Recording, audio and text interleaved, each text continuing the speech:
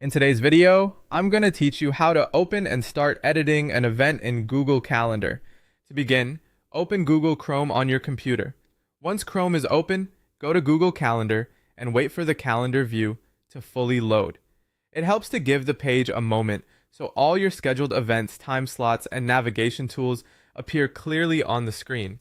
If your calendar doesn't load right away, just make sure your internet connection is stable and that you're signed into the correct Google account.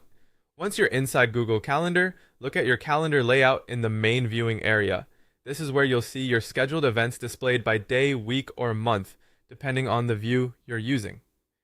At this point, you have two options. You can either click on an existing event block if you want to update something that's already on your calendar, or you can create a new event in an open time slot if you're starting from scratch. If you choose an existing event, simply click on the event block once. A small preview window will appear showing a quick summary of that event.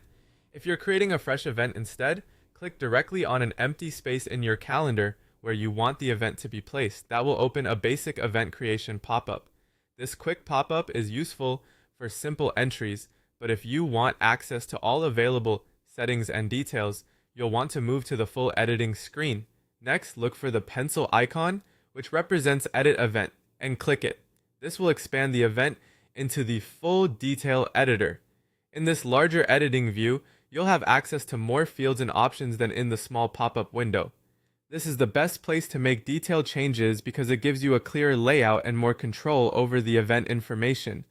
When the full editing page opens, take a moment to notice that the interface is designed to help you manage all event details in one place. Opening this view is especially useful when you need to review or adjust information carefully rather than making quick edits from the smaller preview box.